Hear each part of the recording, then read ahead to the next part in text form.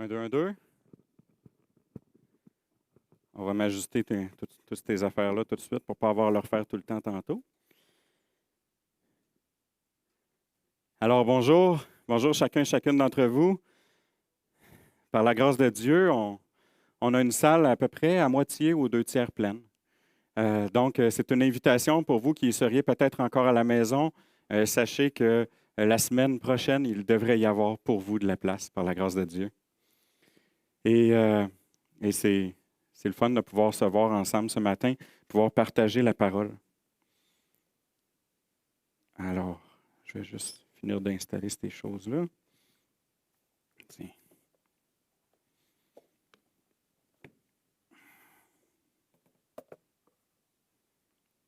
Voilà. Alors, cette semaine, on continue notre série dans l'Évangile de Jean. On termine le chapitre 12 ensemble. On franchit une étape.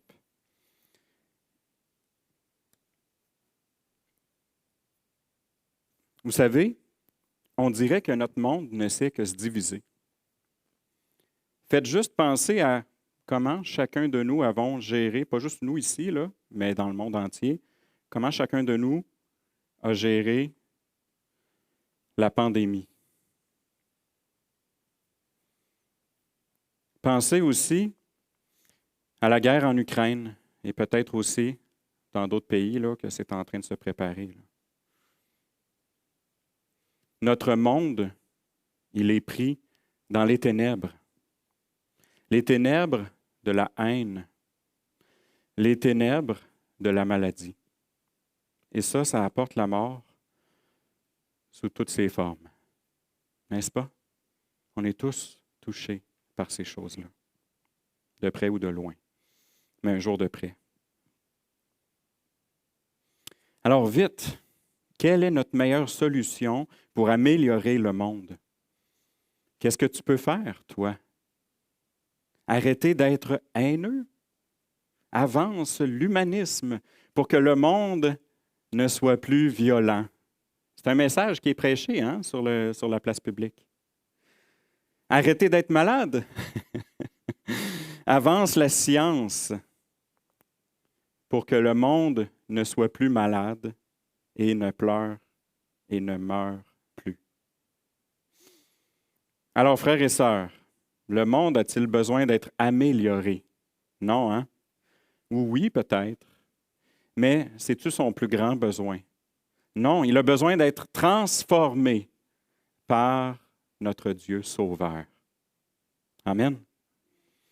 Au milieu d'un monde perdu dans les ténèbres de la mort, soyons, en tant qu'Église, les ouvriers d'une Église sauvée par la lumière pour la vie éternelle.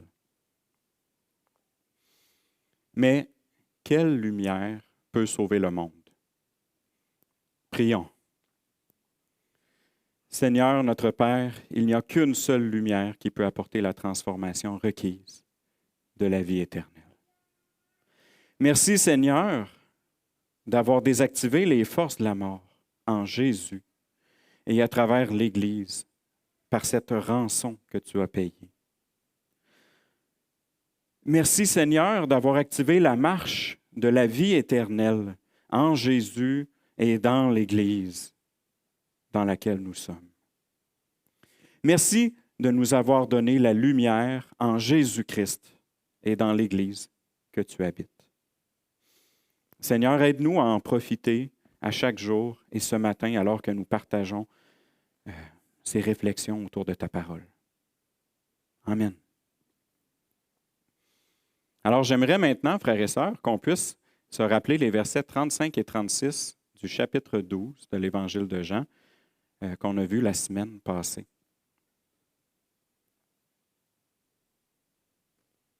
Oups. Et voilà.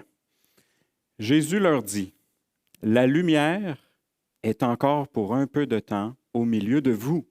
Marchez pendant que vous avez la lumière, afin que les ténèbres ne vous surprennent pas. Celui qui marche dans les ténèbres ne sait pas où il va. Pendant que vous avez la lumière, croyez en la lumière afin que vous soyez des enfants de lumière. » Selon ces paroles de Jésus, si tu ne crois pas en lui, qui est la lumière, tu marches dans les ténèbres et tu ne sais pas où tu vas. Selon ces paroles de Jésus, Dieu a fixé dans ta vie une date limite, ou dans le monde, une date limite au temps que nous avons pour croire et pour marcher. Il faut que nous croyions et que nous marchions pendant que nous avons la lumière. Dans ce passage, Jésus mentionne 3 fois qu'on a la lumière. À l'époque, on avait la lumière parce que Jésus était là au milieu du peuple. Aujourd'hui, on a la lumière parce que Jésus brille dans l'Église, par son Saint-Esprit, dans chacun de ses enfants. En effet, l'Église est remplie de ceux et celles qui ont cru en la lumière et qui sont devenus des enfants de lumière. Donc, Jésus et l'Église te permettent de marcher dans la lumière pour savoir où tu vas. Il suffit de croire pour devenir un des enfants de lumière. En es-tu devenu un? Et ensuite, tu ne marches pas seul, mais au milieu des enfants de lumière, l'Église. Un peu comme le peuple d'Israël, quand il était esclave de l'Égypte, dans les ténèbres, il a cru en Dieu et il a marché en suivant la colonne de lumière, la colonne de feu de Dieu pour être conduit vers la terre promise. La vie est parfois très mêlante, mais nous sommes tous capables de suivre la lumière pour sortir des ténèbres. On a tous expérimenté ça. Tu ouvres la lumière quand tu es dans le noir, puis là, tu sais où te diriger. Mais Dieu nous donne une lumière spéciale. En suivant Jésus, la lumière, nous sommes l'Église des enfants de lumière. On n'est pas habitué de dire ça, l'Église des enfants de lumière. Mais c'est le cas. Alors maintenant, est-ce que c'est tout le monde qui devient un enfant de lumière? On connaît la réponse, Nous sommes au milieu d'un monde perdu dans les ténèbres de la mort. Aujourd'hui. À l'époque de Jésus, est-ce que c'était différent? Lisons le verset 37. Malgré tant de miracles qu'il avait faits, Jésus, en leur présence, ils ne croyaient pas en lui. Qu'est-ce que ça prend pour croire en Jésus? Dieu nous a tant aimés qu'il a envoyé Jésus en notre présence faire tant de miracles. C'est impressionnant. Ça devrait nous pousser à croire en Jésus. Là, vous pouvez vous dire, ouais, mais j'étais pas là, moi, je peux juste le lire. Mais ce n'était pas assez pour que même eux, à l'époque, croient en lui. Donc, il existe dans l'humanité des dynamiques qui nous empêchent de croire. Des dynamiques. Alors, quelles sont-elles, ces dynamiques? Les versets 38 à 41 les exposent. Malgré tant de miracles qu'il avait fait en leur présence, ils ne croyaient pas en lui, afin que s'accomplisse la parole d'Ésaïe, qu'Ésaïe, le prophète, a prononcée. Quelle parole? Seigneur, qui a cru à notre prédication et à qui le bras du Seigneur a-t-il été révélé? Il fallait que s'accomplisse la parole d'Ésaïe qui dit qu'ils n'ont pas cru à la prédication. On va explorer ça davantage bientôt. Mais avant, on va survoler les prochains versets, 39 à 41, dans lesquels il y a encore une dynamique à l'œuvre pour empêcher de croire. Aussi ne pouvait-il croire, parce qu'Ésaïe a dit encore, « Il a aveuglé leurs yeux et il a endurci leur cœur, de peur qu'ils ne voient des yeux, qu'ils ne comprennent du cœur, qu'ils ne se convertissent et que je ne les guérisse. » Ésaïe dit ces choses lorsqu'il vit sa gloire et qu'il parla de lui. Alors Jean fait allusion au livre d'Ésaïe, au chapitre 6, lorsqu'il a vu la gloire de Dieu. On se souvient de ce chapitre-là. Et au chapitre 52-53, lorsqu'il a parlé du serviteur souffrant, un autre chapitre ou une autre section du livre très populaire. Et Ésaïe se réfère lui-même beaucoup à l'histoire de l'Exode du peuple d'Israël. Alors, pour bien comprendre tout ça, ça vaut l'effort de survoler les versets 20 à 40 de Deutéronome au chapitre 4. Permettez-moi de vous lire la version fromage suisse. On va faire du gruyère ce matin. C'est-à-dire que je vais vous en lire des extraits pour que ça soit moins long. Malgré tout, on va quand même passer pas mal de temps là, dans les prochaines minutes là, dans l'Ancien Testament. Mais faites-moi confiance, par la suite, ça va aller beaucoup plus vite dans Jean. Alors, on est à Deutéronome, chapitre 4, à partir du verset 20, version gruyère. « Le Seigneur vous a fait sortir de l'Égypte, ce lieu de souffrance terrible. Ainsi, il a fait de vous le peuple qui lui appartient. Vous allez posséder le bon pays. » Alors, on se souvient, quand Dieu a sauvé le peuple à cette époque-là, il l'a fait en accomplissant un jugement contre l'Égypte. Et il s'est servi de l'endurcissement du cœur du Pharaon, qui était quoi? Il était déjà endurci, son cœur. Mais il s'en est servi pour réaliser son projet. On se rappelle que Dieu avait endurci le cœur déjà endurci du Pharaon pendant la progression là, des 10 plaies d'Égypte, les 10 miracles. Lorsque le peuple est sorti d'Égypte, c'est Dieu lui-même qui l'a conduit vers le bon pays en marchant devant lui dans la fameuse colonne de feu, de nuée. Le peuple n'avait qu'à suivre la lumière de la colonne de Dieu et apprendre à connaître Dieu pour demeurer digne de sa présence. Que Dieu continue à marcher au milieu du peuple et devant le peuple. Alors, d'être libéré comme ça, qu'est-ce que ça implique pour son peuple? Attention, n'oubliez pas l'alliance que le Seigneur, votre Dieu, a faite avec vous. Ne commettez pas de péché en vous fabriquant des statues, des objets sacrés représentant n'importe quoi. Ne faites pas ce qui est mal aux yeux du Seigneur, votre Dieu, et qui le met en colère. C'est important, face à notre passage dans l'Évangile de Jean, cet aspect-là là, de l'idolâtrie, les statues et tout ça.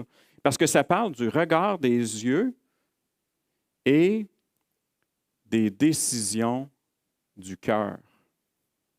Mais là, je pointe ici, là, puis je me trompe. Bibliquement, le cœur n'est pas ici. Bibliquement, le cœur est là. OK?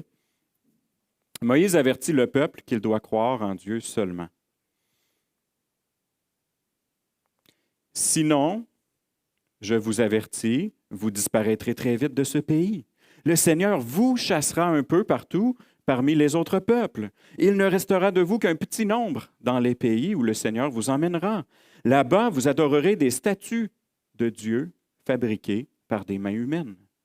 Ces dieux sont incapables de voir, d'entendre, et ainsi de suite. Il s'agit d'un très dur jugement, mais d'un juste jugement. Et nous savons que ce jugement-là est arrivé après la vie d'Ésaïe pour le peuple d'Israël. Le peuple a été chassé à Babylone, en Assyrie et à plein d'autres endroits. Dieu laisse le peuple subir les conséquences du fait qu'il préfère les idoles au vrai Dieu. Ses yeux ne regardent pas le vrai Dieu. Ses yeux ne s'intéressent plus à voir autre chose que des idoles, qui elles-mêmes ne peuvent pas voir de leurs propres yeux. Donc, ce que Dieu fait, c'est qu'il laisse le peuple ressembler à ses idoles. On ressemble à qui on adore, en devenant aussi aveugle que ses idoles. Tu adores Dieu, tu vas avoir des bons yeux. Tu adores des idoles, tes yeux vont s'aveugler. Autrement dit, Dieu se sert parfois de l'aveuglement et de l'endurcissement du cœur pour agir, réaliser des projets, corriger, instruire, peu importe. Il fait des choses avec ça. Malgré toute cette idolâtrie, il y a encore de l'espoir pour le peuple. Dieu l'aime et il sauve ceux qui veulent revenir à lui. Mais pour l'instant, on va sauter cet aspect-là pour avancer de plusieurs versets et faire une rétrospective à partir du verset 32.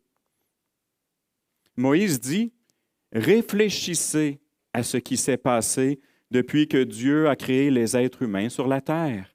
Est-ce que quelque chose d'aussi extraordinaire a déjà existé? Est-ce qu'un peuple a déjà entendu la voix d'un Dieu lui parler comme cela vous est arrivé?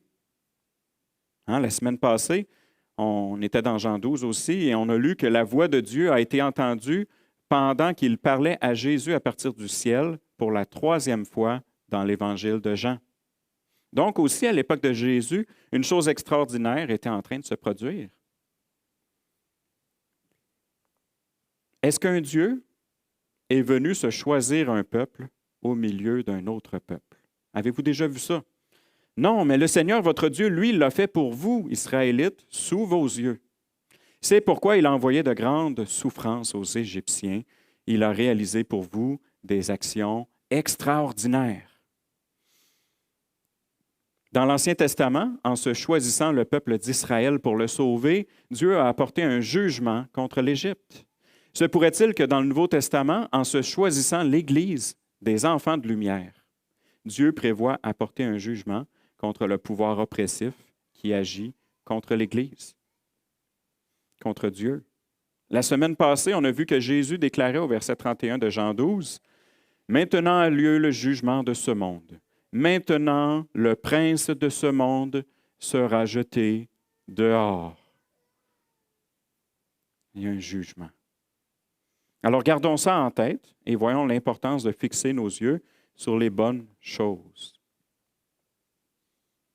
Gardez dans votre cœur cette vérité. C'est le Seigneur qui est Dieu. Il n'y a pas d'autre Dieu que lui. Respectez ses lois et ses commandements que je vous donne aujourd'hui. Alors vous et vos enfants, vous vivrez heureux. Vous serez heureux. Et vous vivrez longtemps dans le pays que le Seigneur, votre Dieu, vous donnera pour toujours. Hein? Pas d'idole. C'est Dieu qu'on doit regarder pour lui ressembler.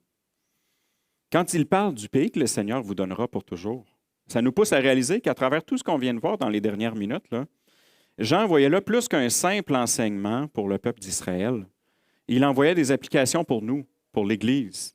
Il voyait un accomplissement à venir dans la nouvelle alliance du Nouveau Testament, dans le pays qu'on appelle la Nouvelle Terre, que notre Dieu nous donnera pour la vie éternelle. Hein? C'est ce genre de langage-là qu'on a pour toujours.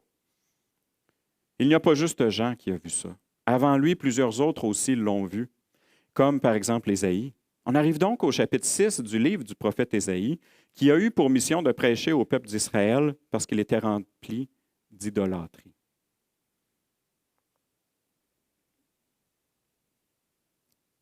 Je ne lirai pas ce texte-là, il ressemble beaucoup à ce qu'on a dans l'Évangile de Jean. C'est le texte bien connu de la vision d'Ésaïe dans lequel on peut maintenant réaliser que Dieu se prépare à utiliser l'endurcissement des idolâtres pour réaliser un projet. Hein, Dieu projetait à cette époque-là de détruire Jérusalem et le temple, qui est toujours pas reconstruit, là, et les idolâtres du pays. En fait, il a été reconstruit puis redétruit. Mais Moïse et Ésaïe n'ont pas seulement prêché au sujet du jugement, ils ont aussi prêché au sujet du salut. Tournons-nous vers la version fromage suisse des chapitres 52-53 d'Ésaïe, en commençant notre gruyère au verset 10 du chapitre 52. L'Éternel découvre le bras de sa sainteté aux yeux de toutes les nations. Et jusqu'au bout du monde, on verra comment notre Dieu nous sauve. Partez, partez, quittez Babylone. Cette fois-ci, vous ne quittez pas le pays comme des gens qui fuient. En effet, c'est le Seigneur qui marche à votre tête. Le bras du Seigneur, ça représente, selon Ésaïe, comment Dieu nous sauve. Alors, on a ici une bonne nouvelle. Voici venir un nouvel exode, guidé par le Dieu de lumière. Une partie du peuple juif avait quitté Babylone quelques siècles avant Jésus-Christ. Mais à l'époque de Jean, puis de Jésus, puis tout ça, le Seigneur n'avait pas marché à sa tête là, quand ils avaient quitté Babylone. Mais à son époque, la majorité du peuple d'Israël était toujours en exil dans plein de nations. Alors, cette prophétie-là n'était pas encore pleinement réalisée du tout, là. Le peuple juif attendait l'accomplissement complet du nouvel exode de tout Israël. Donc, en lisant ce passage, est-ce que Jean pensait peut-être à Jésus? Poursuivons la lecture. Hein, il marche devant son peuple. Voici, mon serviteur s'élèvera. Hein, il sera élevé. Beaucoup, en le voyant, sont effrayés, tellement il est défiguré. Qu'est-ce qui se passe? Il ne ressemble plus à un être humain. Et maintenant, des peuples nombreux seront étonnés à cause de lui. Les rois resteront devant lui sans rien dire. En effet, ce qu'ils voient ne ressemble pas à ce qu'on leur a raconté. Qui a cru à ce qui nous était annoncé? Qui a reconnu le bras de l'Éternel? Hein, je fais toujours un signe de puissance avec mon bras quand je dis ça. Mais ça ne ressemble pas à une œuvre de puissance. Hein? Mais clairement, oui, Jean voyait là Jésus, suite à sa crucifixion, qui marchait devant le peuple. On l'a vu à l'écran précédent. Là. Il marchait à la tête du peuple dans le nouvel Exode, après l'avoir sauvé aux yeux de toutes les nations. Et le bras du Seigneur n'a pas été reconnu dans ce qu'il faisait pour sauver. Et le peuple et les rois ne l'ont pas reconnu. Ils n'ont pas cru en lui. Mais comment œuvrait Jésus, ce serviteur souffrant qu'on a célébré avec le repas du Seigneur ce matin? Comment œuvrait-il pour sauver le monde? C'était un homme qui souffrait, habitué à la douleur. Pourtant, ce sont nos maladies qu'il supportait. Et nous pensions, c'est Dieu qui le punit de cette façon. Mais il était écrasé à cause de nos péchés. La punition qui nous donne la paix est tombée sur lui. Et c'est par ces blessures que nous sommes guéris. Nous étions tous comme des moutons perdus. Chacun suivait son propre chemin dans son aveuglement. On l'a arrêté, Jésus, jugé, puis supprimé. Mais qui a fait attention à ce qui lui arrivait?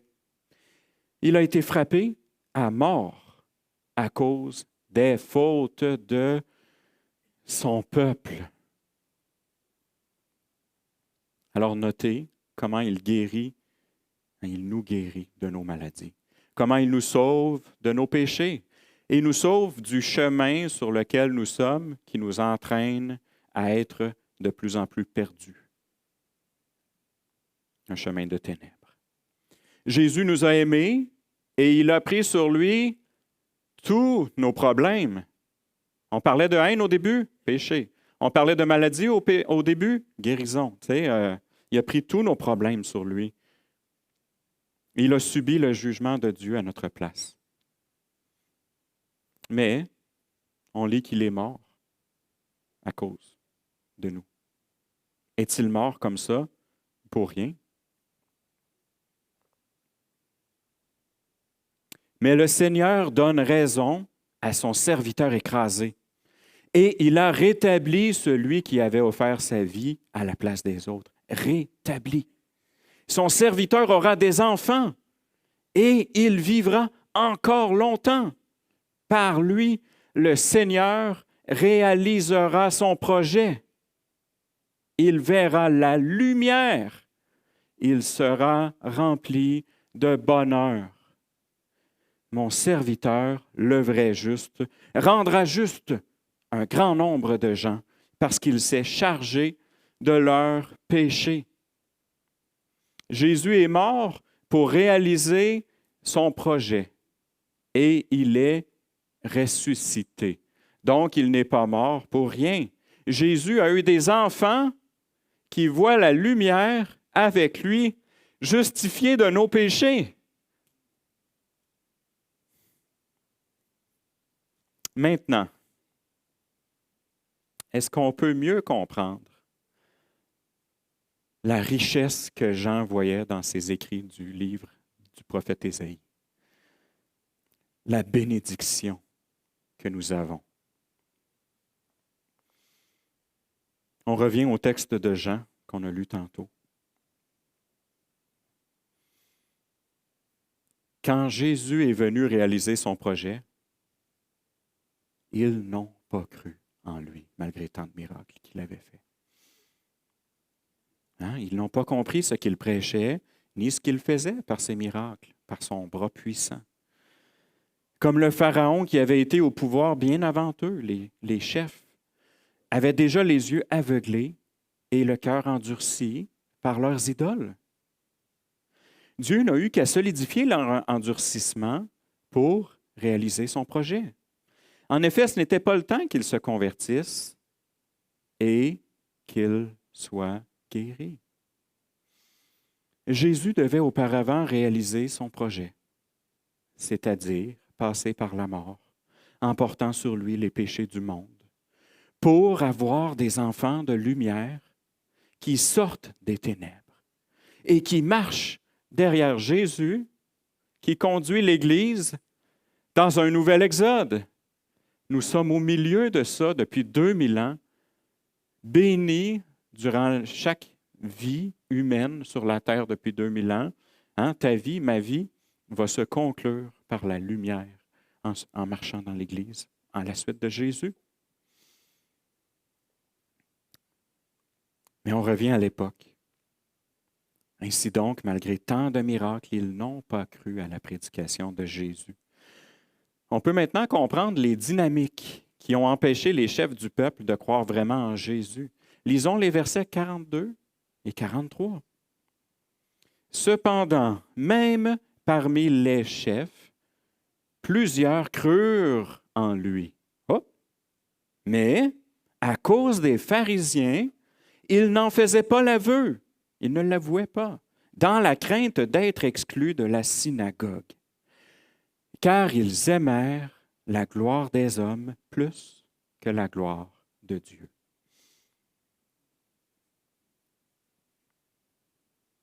Oui, Jean est en train de dire que même si plusieurs chefs ont pu reconnaître en Jésus le Messie tant attendu, ils n'ont pas osé l'avouer, ils n'ont pas osé le confesser publiquement. Et par la crainte des hommes, des pharisiens, ils ont laissé le cours des événements progresser concernant la mort de Jésus, le plan de le mettre à mort, sans s'interposer. Ils n'ont pas agi pour empêcher la mise à mort de Jésus. Donc, Jean a vu à travers Ésaïe 2 raisons pour ce qui s'est passé qu'on a à l'écran. Pour certains chefs, les pharisiens vers le milieu, là, ils n'étaient simplement pas prêts à croire en Jésus. Et pour d'autres chefs, ceux qu'on voit en haut, ils ont cru, ils avaient plutôt tendance à croire en Jésus, mais ils étaient endurcis par Dieu afin de ne pas faire obstacle à la réalisation de son projet. Jésus devait passer par son œuvre extraordinaire.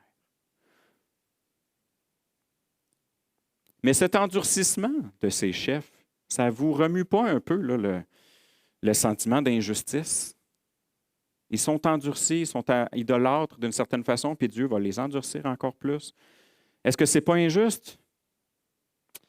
Non, ils étaient déjà idolâtres. Et nous savons que lorsqu'ils l'ont fait crucifier, Jésus le leur a pardonné, car ils ne savaient pas ce qu'ils faisaient. Quel amour! Et après la résurrection de Jésus, beaucoup d'entre eux se sont convertis et sont devenus des disciples. On voit ça dans le livre des Actes. Vous pouvez même me nommer un personnage biblique très, très populaire, l'apôtre Paul. Mais il y en a beaucoup d'autres qui est écrit dans le livre des Actes qui se sont convertis. Alors, Dieu peut donner une fin heureuse même à des idolâtres qui ont opprimé Jésus et qui ont opprimé l'Église et qui se repentent, se convertissent. On peut toujours se repentir du mal si grave qu'on peut avoir fait. En as-tu dans ta vie là, une honte incroyable et tu n'oses pas là, te convertir, te repentir? Tu peux te convertir. Même ceux qui ont mis à mort Jésus ont pu se convertir. Alors n'hésite pas, accepte cet amour de Jésus.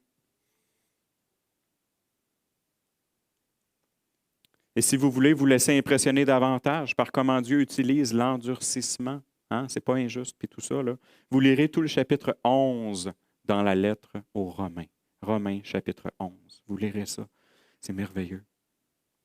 Alors, peu importe à quel point on a pu faire le mal, Dieu nous appelle à nous convertir parce qu'il nous aime assez pour nous sauver. Dieu nous appelle à toujours oser avouer et confesser publiquement que nous croyons aussi. Hein? Dieu nous appelle à croire fidèlement à tout ce qu'il nous a révélé dans la Bible. À ne pas être comme ces chefs-là, d'une certaine façon. Mais ça a été utile que ces chefs-là se comportent comme ça. Donc, il faut faire attention. Là, Dieu il est plus grand que nos faiblesses, que nos manquements. Mais toi, si tu es rendu là dans ta vie, que tu es capable de confesser régulièrement, publiquement, que Jésus, c'est ton Sauveur, c'est ton Seigneur, et que tu crois vraiment là, fidèlement à sa parole, à tout ce qu'il a annoncé, eh bien, quelle joie de constater que tu aimes plus la gloire de Dieu que celle des hommes. Gloire à Dieu dans ta vie. Quelle joie de constater comment Dieu a pu te transformer. Merci Seigneur pour nos frères et nos sœurs qui sont rendus là. Merci Seigneur pour le bon témoignage.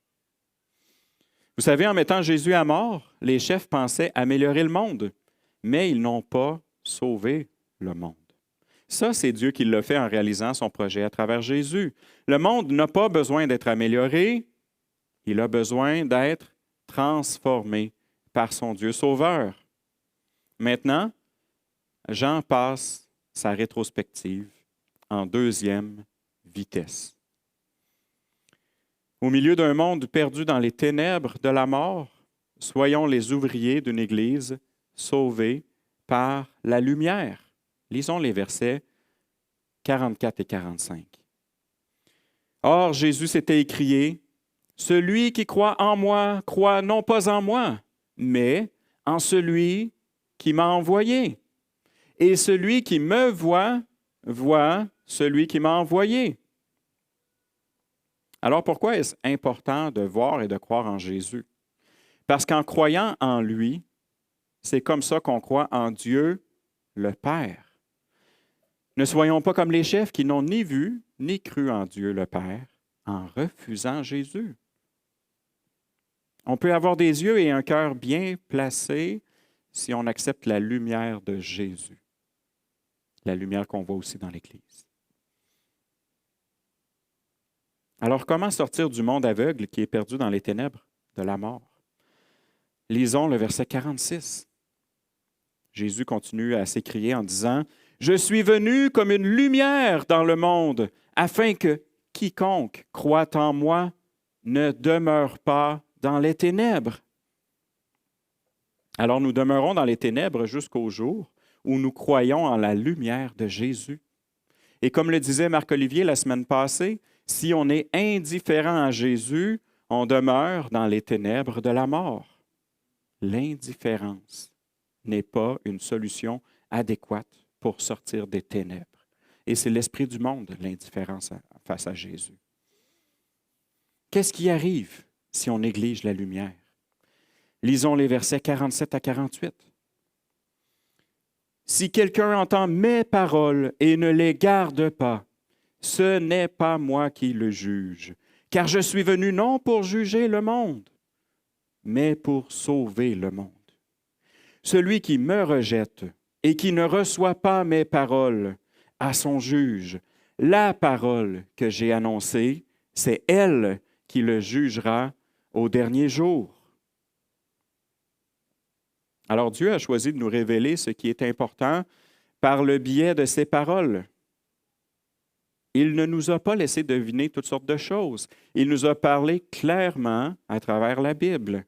Ces paroles apportent la lumière dans le monde.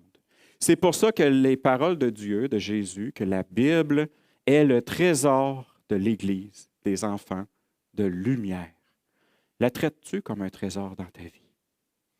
La Bible. Avec la Bible et les dons du Saint-Esprit que Dieu a donnés à nos frères et sœurs dans l'Église, traites-tu tes frères et sœurs dans l'Église qui veulent t'encourager et t'exhorter avec une parole biblique comme un trésor que Dieu te donne dans ta vie?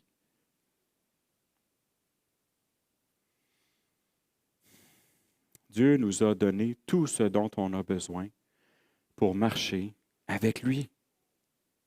Au milieu d'un monde perdu dans les ténèbres de la mort, soyons les ouvriers d'une Église sauvée par la lumière. Pour quelle raison? Lisons les versets 49 et 50. Jésus continue à dire, « Car je n'ai pas parlé de moi-même, mais le Père qui m'a envoyé m'a prescrit lui-même ce que je dois dire et annoncer. Et je sais que son commandement est la vie éternelle.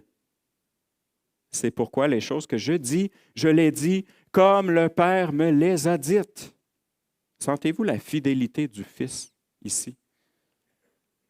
Le monde n'a pas besoin d'être amélioré, il a besoin d'être transformé par son Dieu sauveur. Le monde n'a pas besoin d'une meilleure qualité de vie face à la maladie et face à la haine. Le monde a besoin de la vie éternelle et de rien d'autre. Au milieu d'un monde perdu dans les ténèbres de la mort, soyons les ouvriers d'une Église sauvée par la lumière en Jésus-Christ qui nous mène vers la vie éternelle dans ce nouvel exode, cette nouvelle terre, ces nouveaux cieux. C'est incroyable ce qui nous attend, frères et sœurs. C'est tellement précieux. Jésus a été le serviteur souffrant, fidèle à Dieu dans les moindres détails. Pouvons-nous marcher à sa suite avec un même genre de fidélité par sa grâce? Jésus est le médecin suprême. Es-tu parfois jaloux de tous les miracles du Nouveau Testament? En aimerais-tu dans ta vie? Réalises-tu qu'il a pour toi aujourd'hui une prescription, médecin suprême, prescription suprême, pour la vie éternelle? Ne méprise pas ce miracle qu'il est en train d'accomplir dans nos vies.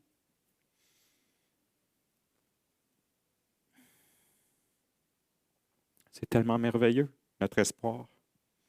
Dieu a mis en lumière une solution durable aux ténèbres de la mort.